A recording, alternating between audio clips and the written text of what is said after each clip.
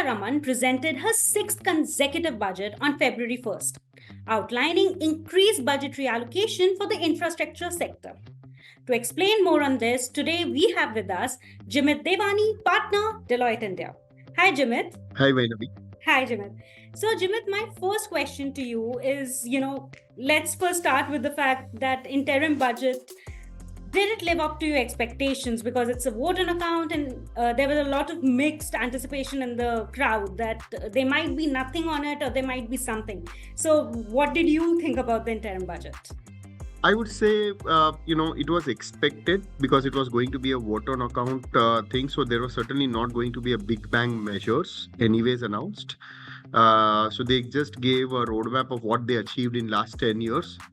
And from the budget, it looks like that they just want to wait for another 4 months before announcing a big bang budget, because it seems that they are very confident of the victory and they want to come back and then make an announcement rather than doing it right now.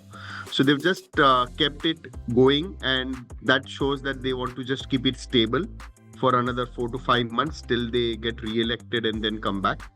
That's what I would say, that they wanted a stability and they didn't want this to be used as a political weapon against them at the time of elections, that you announce something which was not right. Mm-hmm. So I would say it was as per the expectations. Yes, couple of things which they could have done, which seems to be have missed, and I would have hoped that that was at least covered in the budget, which unfortunately they have not covered. Maybe we can make some representations before it gets passed. So let's hope that that happens. Okay, so Jimit, the government outlined that they will increase the budgetary allocation by 11.1% when it comes to the infra sector, right?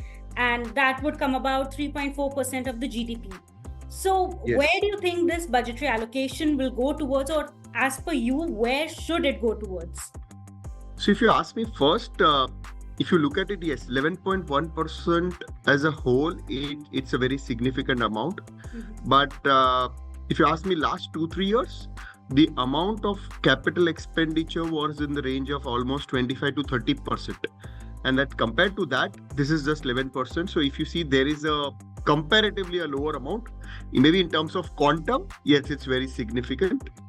So I would have also still hoped that they would have made further announcement or capex. This 11.1 should have been much more higher.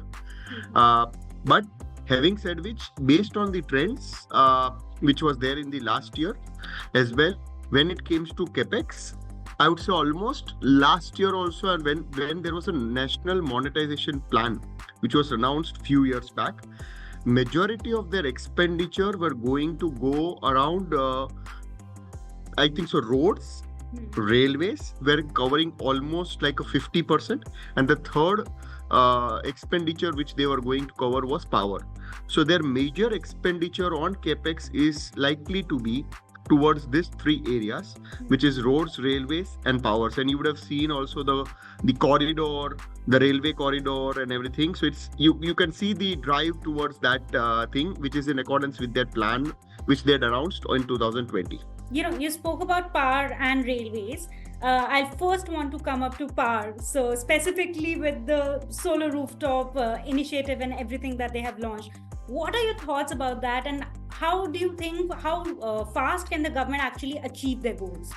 See, solar rooftop is there now, at least, there are few companies who are already into solar rooftop, but that were majority for commercial businesses, where you would have seen that a lot of companies actually had started installing rooftop solar in their commercial premises on the top, so that they can also claim carbon credits. Also helps us from a green energy perspective, also some of them from a CSR perspective.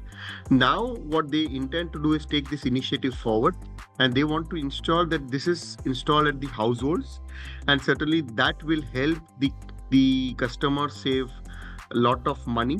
According to them, they will save around 15 to 18,000 by installing the solar rooftop at their homes. And that's a good way of doing a green energy plus reducing your electricity cost.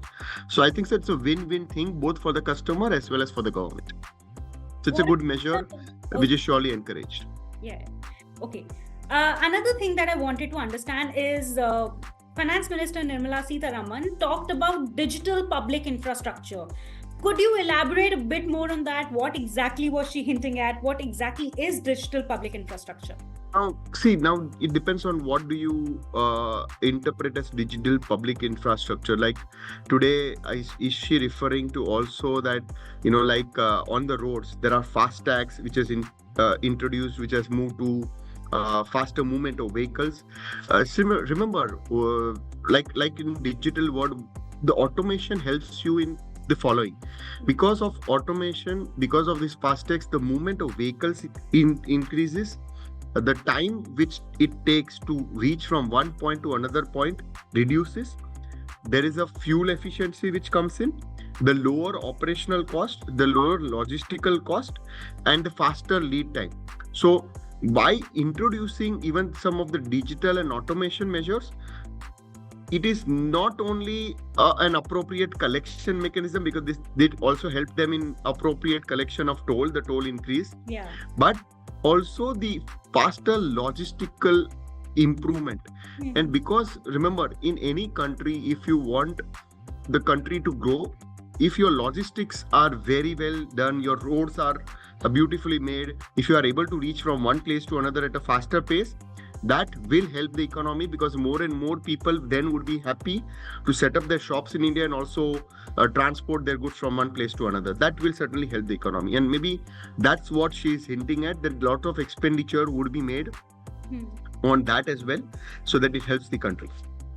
Is there any particular area that you want her to focus on when it comes to the actual budget after the elections?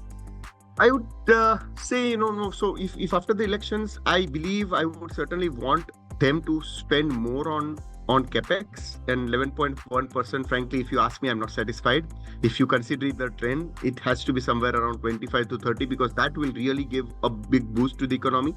And I think so one of the rationales, she said that, government is going to do 11.1 because the private investments have started coming in. So public needs to reduce and private will increase. But maybe there's no harm in increasing the public expenditure, because it's, if you're spending towards infrastructure development, that's going to go directly to the growth of the country. So at least I believe for next 2-3 years, if not more, the infrastructure spend has to be on a year-on-year basis of 25-30%. And the focus which is there right now is on roads, railways will continue, because that's an area where I believe we still have a lot of potential, which will grow. There is one more area which is very peculiar to India, which is the waterways, because India is surrounded by waters, and Mr. Gadkari has talked a lot about improving and our waterways system and how we can make the best use of it.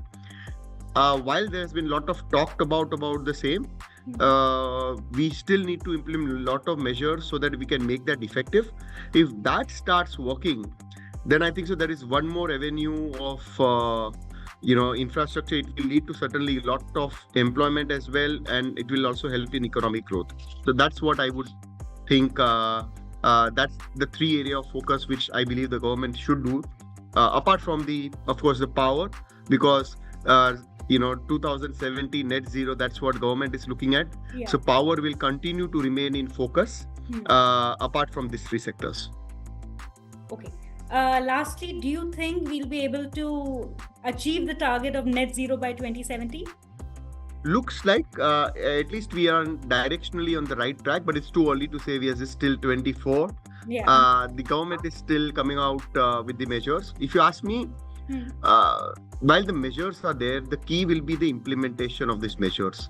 Whether government, and after announcing some of the PLI schemes and everything, some of the manufacturing. So one thing which I was very disappointed with, all the manufacturing and even the power generating companies, if there was an exemption of a lower rate, or basically a benefit of a lower rate of 15%, which was expiring on 31st March 2024. Now that's not been extended, and that I believe is a very big surprise, or that was clearly an expectation of the entire industry.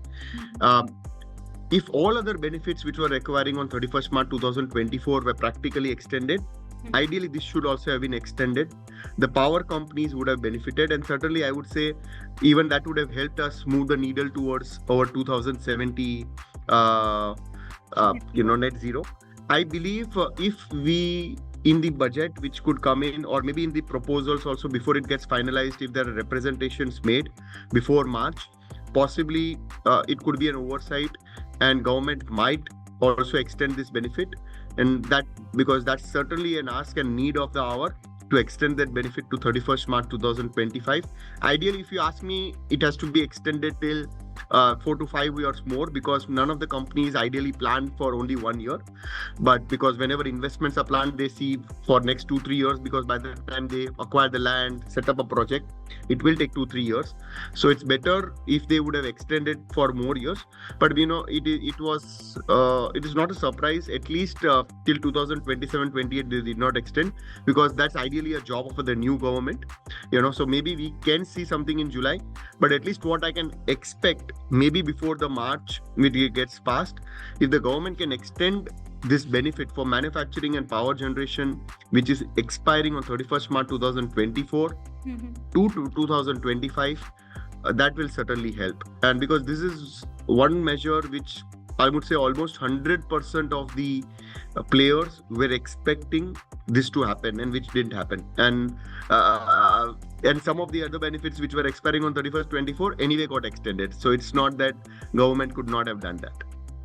Okay, understood. Thank you so much for your time, Jimit. Thank you so much.